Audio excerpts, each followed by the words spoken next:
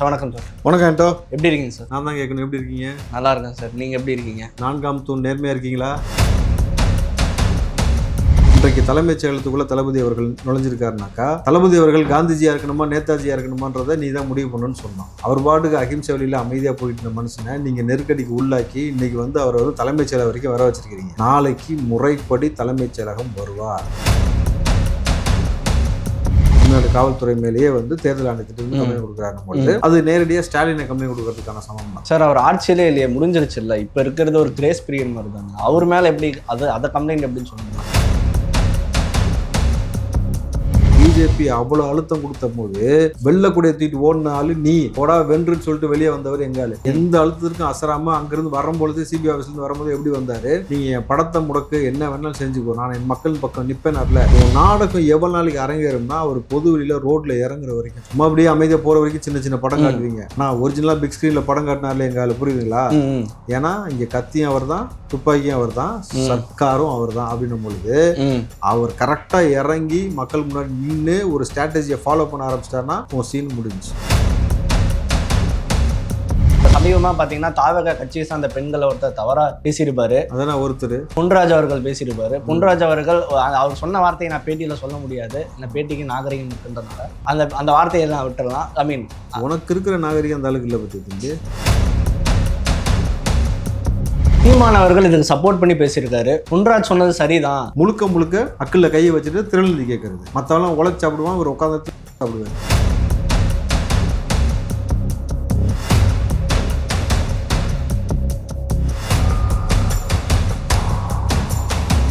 வணக்கம். இன்னைக்கு நம்ம கூட தமிழக வெற்றி கழகத்தை சேர்ந்த மாநில செய்தி தொடர்பாளர் திரு ராவுத்தர் இப்ராஹிம் அவர்கள் இருக்காரு. அவர்கிட்ட இன்னைக்கு தமிழக அரசியல் பத்தி பல்வேறு விஷயங்கள் நம்ம பேச போறோம். வாங்க பேசலாம். சார் வணக்கம் சார். வணக்கம் ஆண்டோ. எப்படி இருக்கீங்க சார்? நான் தான் கேட்கணும், எப்படி இருக்கீங்க? நல்லா இருக்கேன் சார். நீங்க எப்படி இருக்கீங்க? நான்காம் தூண் நேர்மையா இருக்கீங்களா? சார் இருக்கோம் சார். சார் நாங்கள் எல்லாருக்குமே நீ இருக்கேன்னு சொல்லு. நான் இருக்கேன் சார். எல்லா கட்சியை சார்ந்துமே நான் பேட்டி எடுக்கிறேன். எப்படி பேசி பழகு. நான்காம் தூண் எல்லாரும் நல்லா இருக்கிறோம்லாம் சொல்லவே கூடாது. இப்ப பிரேக்கிங் நியூஸ் பார்த்தோம்னா ஆன் பிரசன்ட்ல என்ன பிரேக்கிங் நியூஸ்னா, நம்மளோட விஜய் சார் தலைமைச் செயலகத்துக்கு போயிருக்காரு. ஒரு என்ன முக்கியமான விஷயமா போயிருக்காரு. என்ன கம்ப்ளைண்ட் அப்படின்னா, இன்னைக்கு அதிகாரிகள் ஆளுங்கட்சிக்கு சாதகமா இருக்காங்க. ஏன்னா நாங்க அரசியலுக்காக நாங்கள் மக்களை பார்க்க போனோம், பிரச்சாரம் பண்ண போனோம். பட் ஆனால் அதுக்கு அவங்க அனுமதி கொடுக்கல. அவங்க சொல்லக்கூடிய சாக்குகள்லாம் ரொம்ப வித்தியாசமா இருக்கு. அதுக்காக நீங்க அவங்க மேல ஆக்ஷன் எடுக்கணும், ஆளுங்கட்சிக்கு சாதகமா இருக்க மேல ஆக்ஷன் எடுக்கணும்னு சொல்லியிருக்காரு. இது எப்படி பாக்குறீங்க இந்த செயலை? தளபதி வெற்றி கொண்டான் இஸ் கம்மிங் சொன்னாரா? இன்றைக்கு தலைமைச் செயலகத்துக்குள்ள தளபதி அவர்கள் நுழைஞ்சிருக்காருனாக்கா, நீ என்ன வேணாலும் செய்வேன், நான் எல்லாத்துக்கும் பொறுமையாக போவேன்னா கிடையாது அர்த்தம்ன்றதான் முன்னாடி நம்ம சொன்னது. தளபதி அவர்கள் காந்திஜியா இருக்கணுமா நேதாஜியா இருக்கணுமான்றதை நீ தான் முடிவு பண்ணணும்னு சொன்னான். அவர் பாட்டுக்கு அகிம்சை வழியில் அமைதியாக போயிட்டு இருந்த மனுஷனை நீங்கள் நெருக்கடிக்கு உள்ளாக்கி இன்னைக்கு அவர் தலைமைச் செயலகம் வரைக்கும் வர வச்சிருக்கிறீங்க. நாளைக்கு முறைப்படி தலைமைச் செயலகம் வருவார். அந்த அரியணையில் அவர் அமர்வார். அன்னைக்கு திமுக காரன் உருட்டுலாமே பார்த்தீங்கன்னா உன்னை ஊட்டிட்டு அடிச்சு ஊபிஎஸ் அத்தனை பேர் உள்ள தள்ளுறதுக்கான நடவடிக்கை நிச்சயமா எடுப்போம். இன்றைக்கு அவர் கொடுக்க போனது மிக முக்கியமான கம்ப்ளைண்ட். காவல்துறையை ஒருதலை பட்சமாக செயல்படுகிறது. முழுக்க முழுக்க அவங்க யாருக்கு சாதகமாக செயல்படுறாங்க உங்களுக்கு தெரியும். ஆப்வியஸ்லி திமுக சாதகமாக செயல்பட்டு கொண்டிருக்கிறார்கள்.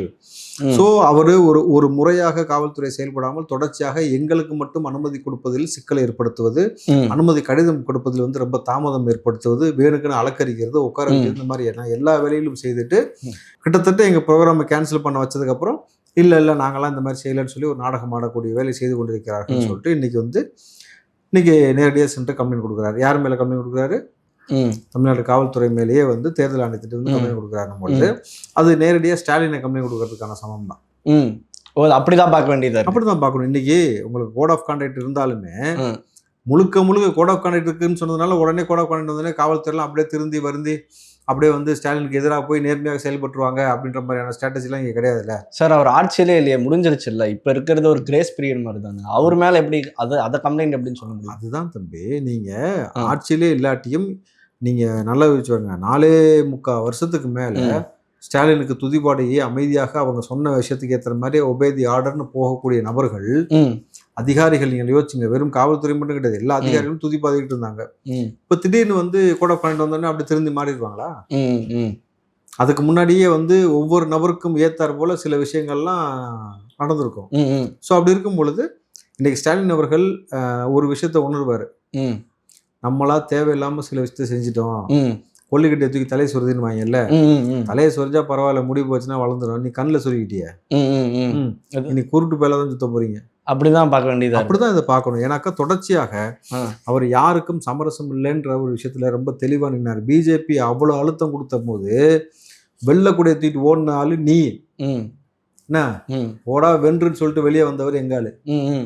புரியுதுங்களா? எந்த அழுத்தத்திற்கும் அசராம அங்கிருந்து வரும்பொழுது சிபிஐ ஆஃபீஸ்ல இருந்து வரும்போது எப்படி வந்தாரு, நீங்க என் படத்தை முடக்கு, என்ன வேணாலும் செஞ்சுக்கோ, நான் என் மக்கள் பக்கம் நிப்பேனார்ல. நீங்க போயிட்டு உங்க பம்புறது, சேர்கேட்ல உட்காந்துக்கிறது, நுனி சேர்ல உட்கார்றது தானே திமுக பண்ணிட்டு இருந்தீங்க. ஆனால் இன்றைக்கு எல்லாத்துக்கும் முற்றுப்புள்ளி வைக்கும் எண்ணத்துல வந்து தளபதி அவர்கள் வந்து இன்னைக்கு ஃபர்ஸ்ட் நேத்து டிஜிபி ஆஃபீஸ், நல்லா வச்சு பாருங்க, 2 நாளைக்கு முன்னாடி டிஜிபி ஆஃபீஸ், இன்னைக்கு தலைமைச் செயலர் வந்துட்டாரு. இதற்கு மேல நீங்க ஏதாவது இந்த மாதிரி அழிச்சாட்டியம் பண்ணீங்கன்னாக்கா ஸ்ட்ரெயிட்டா களத்துல இறங்கிடுவாரு. இனிமேட்டு நோ பர்மிஷன், ஒன்லி இன்ஃபர்மேஷன் தான். நான் வர்றேன், நான் செய்யறத மட்டும் தான் தகவல் உங்களுக்கு கொடுக்கப்படும். நீங்கள் அதை மீறி ஒன்றும் செய்ய முடியாதுன்றது இதோடைய பொருளா நீங்க புரிஞ்சுக்க முடியும். ஓகே சார், இப்ப நீங்களே முக்கியமான ஒரு விஷயத்த சொன்னீங்க. ஒன்றும் இல்லை சார், இந்த அனுமதி இல்லை. இதுக்கு முன்னாடி நான் நேற்று சாயங்காலம் ஒரு ஜேர்னலிஸ்ட் இன்டர்வியூ பண்ணியிருந்தேன். அவர் என்ன சொன்னார்னா, தம்பி இந்த ரூல்ஸ் எல்லாம் ஃபாலோ பண்ணா ஒரு கட்சி வளராது. விஜய் சார் அவரா வெளியே வந்து சடனா ஒரு வேன் எடுத்துட்டு போய் பிரச்சாரம் பண்ணணும், அப்படி பண்ணாதான் நல்லா இருக்கும். நீங்க எல்லாத்துக்குமே ஃபார்மாலிட்டி ஃபாலோ பண்ணீங்கன்னா ஒரு கட்சி வளராது. விஜய் மாதிரி ஒருத்தர் வரும்போது ஆளுங்கட்சி அவர் அடக்கணும்னு தான் பார்ப்பாங்க. உங்களுக்கு எப்படி அனுமதி தருவாங்க? அவரா வண்டி எடுக்கணும், போயிட்டு மக்களை பார்க்கணும்னு சொல்றாங்க. பட் ஆனா விஜய் சார் இப்ப கூட என்ன ரூல்ஸ் அதை ஃபாலோ பண்ணா ஃபார்மாலிட்டி ஃபாலோ, ஏன்னா ஃபார்மாலிட்டி இல்ல, இவரு அவங்க சொன்ன மாதிரி அவரா எடுத்துட்டு போனான்னு வச்சுக்கேன், இவங்களே 4 பேர் கொண்டு விடுவானுங்க. புரியுதுங்களா? அந்த தீய சக்தி குரூப் இருக்குல்ல, அந்த குரூப்ல அவங்களே 4 பேரை கொண்டுட்டு பள்ளியை கொண்டு போய் தளபதி மீது போட்டுருவானுங்க. அது அவருக்கும் தெரியும். ஆனால் உன் நாடகம் எவ்வளவு நாளைக்கு அரங்கேறும்னா அவர் பொது வெளியில ரோட்ல இறங்குற வரைக்கும், சும்மா அப்படியே அமைதியா போற வரைக்கும் சின்ன சின்ன படம் காட்டுவீங்க. ஆனா ஒரிஜினலா பிக் ஸ்கிரீன்ல படம் காட்டினார்ல எங்கால, புரியுதுங்களா? ஏன்னா இங்க கத்தியும் அவர் தான், துப்பாக்கியும் அவர் தான், சர்க்காரும் அவர் தான். அப்படின்னும் பொழுது அவர் கரெக்டா இறங்கி மக்கள் முன்னாடி நின்று ஒரு ஸ்ட்ராட்டஜியை ஃபாலோ பண்ண ஆரம்பிச்சிட்டாருன்னா சீன் முடிஞ்சு. ஓகே சார், இது ரொம்ப தாமதமா பண்றாருன்னு தோணுது. முன்னாடியே பண்ணிருக்கலாமே. ஏன்னா தாவேக்காக்கு அனுமதி இல்லைன்றது இப்ப புதுசா நடக்கிறது இல்லை, கடந்த 6 மாதங்களாவே நடக்குது. நாமக்கல், சேலம் அந்த பக்கம் போகும்போதுல இருந்தே இதெல்லாம் நடந்துட்டு தான் இருக்கு. இதை முன்னாடியே பண்ணியிருந்தா இதுக்கு ஒரு ஐடியா கிடைச்சிருக்குமா, ஒரு ஆன்சர் கிடைச்சிருக்குமா? எஸ்ஓபி தம்பி இப்ப ஓகே இல்ல, அப்பவுமே இந்த மாதிரி வெளியே வந்து ஏதாவது ஒரு கம்ப்ளைண்ட் கொடுக்கறது பண்ணிருந்தாக்கா இவங்க என்னென்ன கர்மத்தை பண்ணுவாங்கன்னு உங்களுக்கு தெரியும். உங்களுக்கு ஊடக வேலை உங்களுக்கு தெரியாது, புரியுதுங்களா? இவனுக்கு என்னென்ன வேலையை செஞ்சிருப்பாங்க, என்னென்ன மாதிரி வேலைலாம் பார்த்துருப்பாங்க. ஆனால் அதுல பாதிக்கப்படுவது பொதுமக்களாக இருப்பதால ஒவ்வொரு நபருடைய நலன் கருதி தலைவர் வந்து அமைதியா போனார். இன்றைக்கு எஸ்ஓபி வந்துருச்சு, இன்னைக்கு காவல்துறை இந்த அளவுக்கு பண்றாங்க, இதுக்கு மேல டைமே இல்லைன்னும் பொழுது இல்லை நம்ம இறங்கி அடிக்கலான்னு முடிவுக்கு வந்துட்டாரு. இன்னும் சொல்ல போனீங்கன்னா அவர் இறங்கி அடிக்க போறது ஸ்ட்ராட்டஜி வேற மாதிரி ஃபார்ம் ஆயிருக்குன்றது அவங்களுக்கு தெரியும்.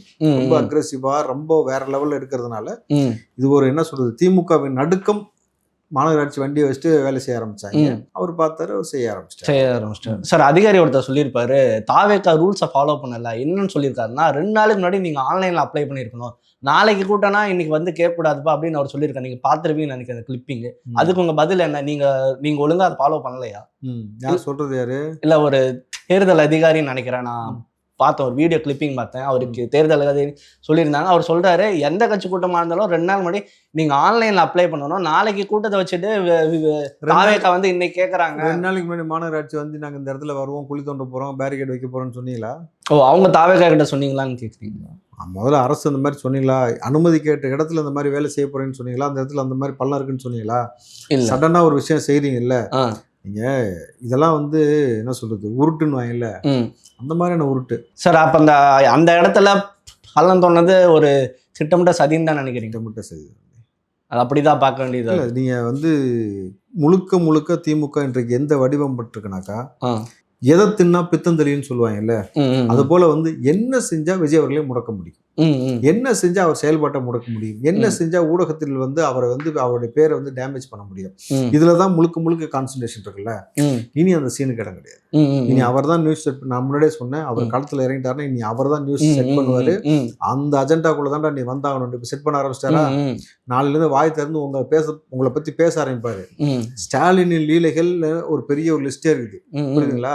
லீலைகள்லாம் நீ வேற மாதிரி தப்பா எடுத்துக்கூடாது.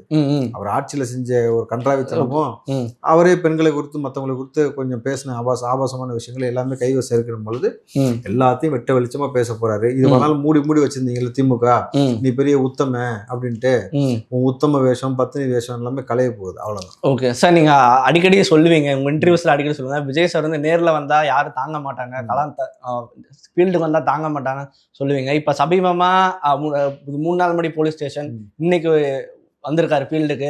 இந்த அதிர்வை எப்படி பாக்குறீங்க? ஏன்னா இப்ப அடிக்கடி வெளியே வர ஆரம்பிச்சுட்டாரு. இதுக்கப்புறம் தமிழக காவல்துறை எப்படி சமாளிக்கும்னு நினைக்கிறீங்க? திமுக எப்படி சமாளிக்க? ஓகே, திமுக காவல்துறையை பொறுத்த வரைக்கும் பிரச்சனை கிடையாது. காவல்துறைக்கு தெரியும் எப்போ ஆட்சி மாறும் காட்சி மாறும், நமக்கு வந்து தேவையில்லாம யாரையும் பகிச்சக்கூடாதுன்னு அவங்க பாட்டு சைலண்டா போயிடுவாங்க. ஆனால் இது வரைக்கும் உச்சபட்சமா ஆட்ட போட்ட திமுக தளபதி ரியலா வெளியில வந்தா என்ன நடக்கும், அதே வெளியில வந்து ஆக்ரோஷப்பட்டா என்ன நடக்கும், இல்ல வெளியில வந்து ஒரு இடத்துல உட்காந்துட்டாருன்னா அதுக்கு என்ன நடக்கும் அப்படின்னு எல்லாம் திமுக இனிமேட்டு பார்க்கும். வரலாறுல நம்ம காசு கொடுத்தா கூட நம்ம பக்கம் ஒருத்தன் வந்து நிக்கலையே, ஒரு தனி மனுஷன் வந்த உடனே இப்படி கோடி பேர் வந்து கூட நிக்கிறானே, தமிழ்நாடு அலருது, நேஷனல் மீடியா அலருது, அதை தாண்டி நம்ம மண்டபாளத்தை தான் தண்டவாளத்துல ஏற்ற போறாங்கன்னு தெரிஞ்சதுக்கு பிறகு, தண்டவாளத்துனா நீங்க கலைஞர் வந்து ட்ரெயின் வராத தண்டவாளத்துல படுத்தார்ல, அந்த மாதிரி நினைச்ச கூடாது. ஒரிஜினலாவே இவங்க உருட்டு என்னெல்லாம் இருக்கு. எங்க இருந்து ஆரம்பிப்பாங்க தண்டவாளம்னா?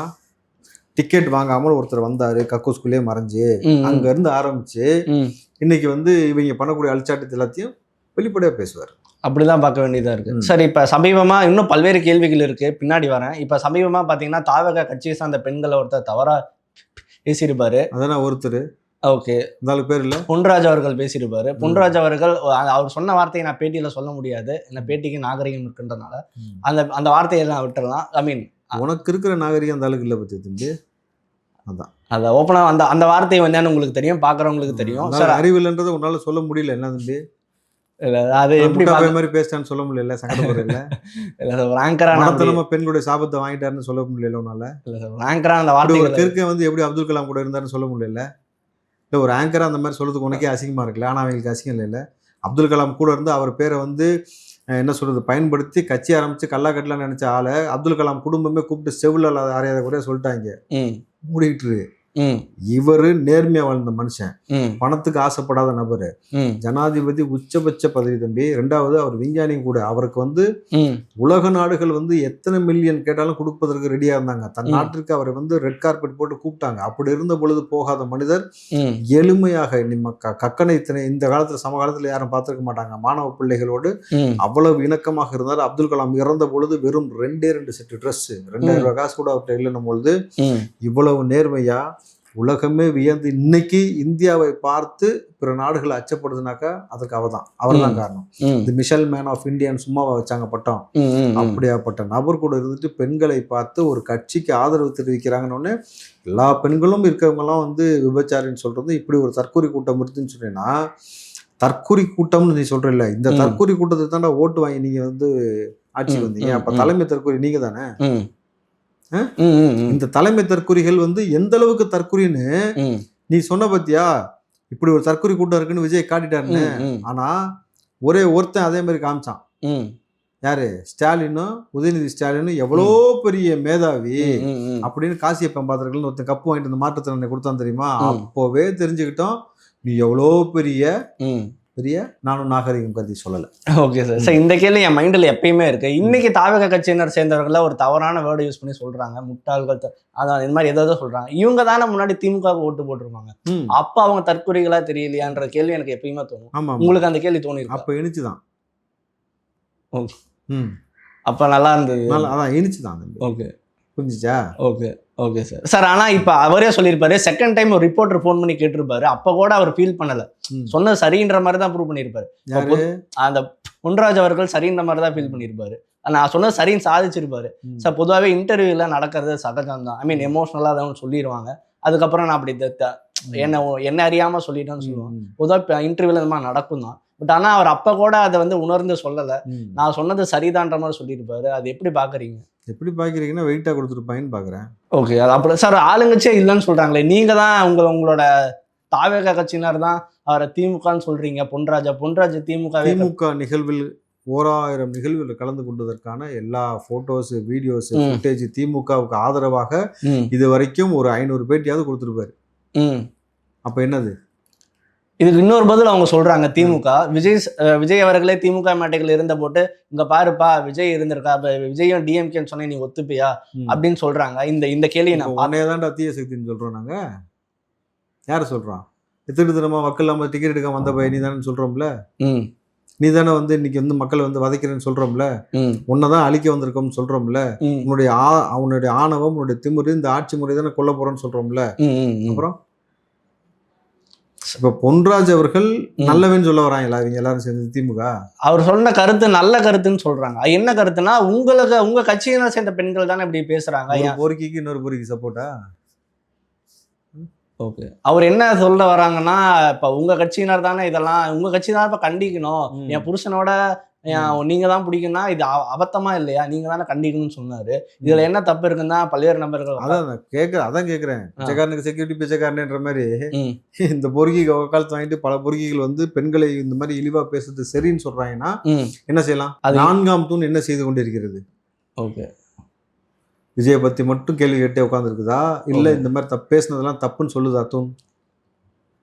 நீங்க தான் 4ஆம் தூண் சொல்லணும். என்ன சொல்லுது சார்? அப்ப இன்னொரு கட்சி சொல்லிதான் இவரு அந்த விஷயத்த சொல்லியிருப்பாருன்னு நினைக்கிறீங்களா? அந்த வேர்டை யூஸ் பண்ணியிருப்பாருன்னு நினைக்கிறீங்களா? தம்பி, நீ யாரு சொன்னாலும் நீ சொல்லாட்டி நீ தான் சொன்ன. ஆமா. ஆனால் தொடர்ச்சியா ஒருத்தர் யாருக்காக ஆதரவு நிலைப்பாடு எடுத்து பேசான்னு உங்களுக்கு தெரியுது. அப்படி இருக்கும் பொழுது ஒரு பெண் ஒரு வார்த்தை சொல்றாருன்னா அந்த பெண் சொன்ன வார்த்தை எப்படி எல்லா பெண்களுக்கும் பொருந்தும்? நீ ஒரு ஆளு உன் குடும்பத்துக்கு உதயநிதி ஸ்டாலினுக்கு அப்பனான் இருப்போம். ஊர்ல உள்ள எல்லாத்துக்கும் நீ எதுக்கு அப்பன்னு சொல்லிட்டு வர? எதுக்கு வர? சரி, ஓகே, புரிஞ்சா? புரியுது. அந்த ஆளு எல்லாத்துக்கும் அப்பன்னு வேண்டு, இந்த ஆளு எல்லா பெண்களையும் வந்து ஆபாசமான சொற்களை சொல்லக்கூடியது அதிகமா போக்குவரத்தா இருந்திருப்பாங்க போட்டு. இந்த விஷயத்த கண்டிச்சு விஜய் அவர்கள் காவல் ஆணையர் அலுவலகத்துல ஒரு புகார் ஒன்று கொடுத்துருப்பாரு. இந்த மாதிரி எங்கள் கட்சி பெண்களோட தப்பாக பேசிட்டாருன்னு. சார், உங்கள் கட்சியிலேருந்து இப்போ அவுட் சைட் போன ஒரு பெண்ணு, உங்கள் கட்சி வேண்டான்னு சொல்லிட்டு போன ஒரு பெண், அவங்க என்ன கேள்வி கேட்டிருக்காங்கன்னா, இந்த பெண்களுக்காக நீங்கள் போய் ஒரு காவல்துறையில் புகார் கொடுக்குறீங்க, உங்களோட மிஸ்ஸஸை பற்றி இவ்வளோ நாள் உங்கள் கட்சியினரே தப்பாக பேசியிருக்காங்க, அதுக்கே நீங்கள் ஒரு கம்ப்ளைண்ட் கொடுக்கல, இந்த மாதிரி பேசாதீங்கப்பா நீ ஏன் சொல்லலைன்னு அவங்க கேட்டிருக்காங்க. இந்த கேள்வி எப்படி பார்க்குறீங்க? இல்லை, யாரும் எனக்கு சரியா தெரியல. நீ சொல்கிறது 5 கட்சி அமாவாசை பற்றி எனக்கு தெரியலப்பா சார். அஞ்சனா நாச்சியார் 5 கட்சி அமாவாசையை பற்றி எனக்கு தெரியலங்க. நீங்கள் கட்சியில் வந்து ஏதாவது பொறுப்பில் இருந்தாங்களா? இல்லை, வந்து ஜாயின் பொறுப்பு கொடுக்கப்பட்டுச்சா? இல்லை. இப்போ அவங்க போகாத கட்சி எந்த கட்சி? எனக்கு சரியா தெரியல சார். போயிட்டாங்க. அதிமுக போயாச்சு, அப்புறம் ஓபிஎஸ் டீம் போயாச்சு, அதுக்கப்புறம் அங்கேருந்து இப்போ வந்து பிஜேபி இருந்தாச்சு, அதுக்கப்புறம் பார்த்தீங்கன்னா டிவிகே வந்தாச்சு, இப்போ டிஎம்கே போயாச்சு. நான் வந்து அவங்க ஒரு பெண்ணாக இருக்கிறதுனாலையும் நான் அவங்களை குறித்து எந்த ஒரு பொது வெளியில் எந்த ஒரு கருத்தும் சொல்ல விரும்பல. ஏன்னா அவங்க எந்த பதவியிலும் இல்லை, வந்தாங்க, அது இருந்தாங்க, அதுக்கப்புறம் கிளம்பிட்டாங்க. அவர்களை குறித்து திமுகவில் தான் இப்போ இருக்கிறாங்க. திமுகவில் இருக்கக்கூடிய செந்தில்வேல்னு ஒருத்தர் இருக்கார்ல, அவர் அந்த பெண்மணியை குறித்து நீண்ட காணொலி போட்டிருக்காரு. அந்த காணொலி வேணா நீங்க எடுத்து இணைச்சு போடுங்க. அவர் ரொம்ப விலாவரியா ரஞ்சனாவா அவங்க யாரு என்ன செஞ்சாங்கன்ற அவங்க வரலாறை பத்தி பேசிருக்காரு. நீங்க வேணா அதை போட்டுங்க. நான் ஒரே கட்சிக்காரவங்க பேசிக்கிறாங்கல்ல, அவங்கள பத்தி இவங்க மாதிரி அதை போடுங்க. நான் வந்து இது குறித்து கருத்து சொல்ல விரும்பல சார். அடுத்தபடியா சீமான் அவர்கள் இதுக்கு சப்போர்ட் பண்ணி பேசியிருக்காரு. பொன்ராஜ் சொன்னது சரிதான், இவ்வளோ நாள் நீங்கள் அவர் வந்து ஒரு வார்த்தை சொல்லிட்டாருன்னு எல்லாரும் வரீங்களே, ஆனால் இவ்வளோ நாள் தாவக கட்சியினர் அஜித் குடும்பத்தை பற்றியும் சிவகார்த்தியின் குடும்பத்தை பற்றியும் என்னோட ஃபேமிலி இருக்கிற பெண்களை பற்றியும் தவறாக சித்தரித்து பேசியிருக்காங்க. அதுக்கே விஜய் வந்து ஒரு வார்த்தை கூட கண்டிக்கலை. இப்படி பேசாதீங்கப்பா, அரசியல் கருத்தை மட்டும் சொல்லுங்க, மற்ற குடும்பத்து பெண்களை ஏன் நீங்கள் கிரிட்டிசைஸ் பண்ணுறீங்க அப்படின்னு ஏன் விஜய் ஒரு கண்டனம் கூட தெரிவிக்கலன்னு கேட்டிருக்காரு. எப்படி பார்க்குறீங்க? செல்லம் பொண்டாட்டி மாமா கெட்டவன் இல்லடி, கேடு கட்டுவேன். யார் சொன்னா? நான் சொன்னேன், அவர் தானே சொன்னார். சரி, அது ஓகே. அதுக்கு அடுத்து அவர் தன் மனைவி கயல்வெளி சொன்னதாக சொல்கிறாரு, ஊர்வலத்தில் எவ்வளோ பொம்பளை இருக்கிறா, அதெல்லாம் விட்டுட்டு உனக்கு இந்த மூஞ்சி தானே கிடச்சிது அப்படின்னு சொல்லிட்டு 2 பேர் சிரிக்கிறாங்க. ஒரு பெண் அவர் மீது கொடுத்த புகார், அதை எப்படி வந்து கிரிட்டிசைஸ் பண்ணி கேவலப்படுத்துனாங்கன்னு நீங்கள் நம்ம பார்த்தோம். புரியுதுச்சா? 3வது விஷயம், இந்த ஆடியோ வந்து ரொம்ப பிரபலம். தம்பி, நித்யானந்திட்ட காசு பணம் இருக்கிறதெல்லாம் எனக்கு ஒரு பிரச்சனை இல்லைடா, பூரா சின்ன சின்ன பிள்ளைங்களா வெள்ளக்கார ஃபிகரா வச்சிருக்கிறான்டா, அதான்டா எனக்கு வயிற்றுச்சலா இருக்கு. யாரு சொன்னது? யாரு? சீமான். உன் பேச்சில் முழுக்க முழுக்க பொம்பளை சோக்கு தான் தெரியுதுன்னு பொதுமக்கள் சொல்கிறாங்க, நான் சொல்லலை. புரிஞ்சா? நீ பெரிய உத்தம மாதிரியும் நீ வந்து கருத்து சொல்ல வந்துட்ட. அஜித்தை பற்றி நாங்கள் பேசணும்னு சொல்கிறாங்களே, அஜித் ஒரு மலையாளின்னு சொல்லி அவனுக்கெல்லாம் வந்து தலைன்னு சொல்கிற தருதலைங்களா, அவனால கட் அவுட் வைக்க வச்சுட்டு அவனெல்லாம் வா தலைவான்றவங்களெல்லாம் எதை கல்ட்டு அடிக்கணும்னு சொல்லி பேசுனது சீமானும் சாட்டை. புரியுதுங்களா? விஜயகாந்த் வந்து ஒரு தெலுங்குன்னு சொல்லி நல்ல கெண்டகால மயிருக்கு செம்ம வருவேன்னு விஜயகாந்தை கேவலமாக பேசுனது இவர். ரஜினி அரசியலுக்கு வரேன்னு சொன்னோடனே ரஜினியை சாட்டை துரைமுருகன் இந்த பேச்சு அந்த பேச்சுன்னு பேசுற, அதோடு நிப்பாட்டாமல் அவர் மகள் ஐஸ்வர்யா குறித்து, தனிப்பட்ட வாழ்க்கை குறித்து, தனுஷை குறித்து உச்சபட்ச ஆபாசம், இன்னும் சொல்ல போனால் மெண்டல் பையன் ரஜினிகாந்த்னு சொல்லி சாட்டை துரைமுருகன் பேசியிருக்காரு. என்கிட்ட காணொலி இருக்கு, எல்லாத்துட்டையும் இருக்கு அந்த காணொலி. புரியுதுங்களா? நீ தான் பேசின. இன்னும் சொல்ல போனா ரஜினியை பற்றி இன்னும் கொச்சையா வந்து சீமான் சொன்ன வார்த்தை என்ன தெரியுமா? என்ன வெற்றிடம் இருக்குன்ற, சுடுகாட்டுக்குள்ள தான் வெற்றிடம் இருக்கு. அவனா என்ன அர்த்தம்? ரஜினி செத்து போன்னு சொல்றாப்ல, புரியுதா உங்களுக்கு? நீ என்னமோ யோகேஷ்ட மாதிரியே. ரெண்டாவது உன்னுடைய கட்சியை சேர்ந்த ஐடி விங் பெண் நிர்வாகியை வந்து என்ன சொல்றாங்க, 5 நம்பர் வச்சுக்க, 10 ஃபேக் ஐடி வச்சுக்கோ, என்ன வேணா போட்டு எழுதுன்றாங்க. அப்போ பொய் சொல்றது, புரியுதா, புழுவுறது நீங்க கட்சிக்கே வந்து அதான் வந்து மெயின் ப்ரொபகண்டாவே அவங்களுக்கு. எப்படி புழுவினி பையங்க. ரெண்டாவது முழுக்க அக்கல்ல கையை வச்சுட்டு திரள்நிதி கேட்கறது. கரெக்டா? மத்தவெல்லாம் உழைச்சு சாப்பிடுவான், ஒரு உட்காந்து சாப்பிடுவாரு. ஓட்ஸ் பால்ல போட்டு சாப்பிடுவாங்கல்ல, சாப்பிடுவாரு.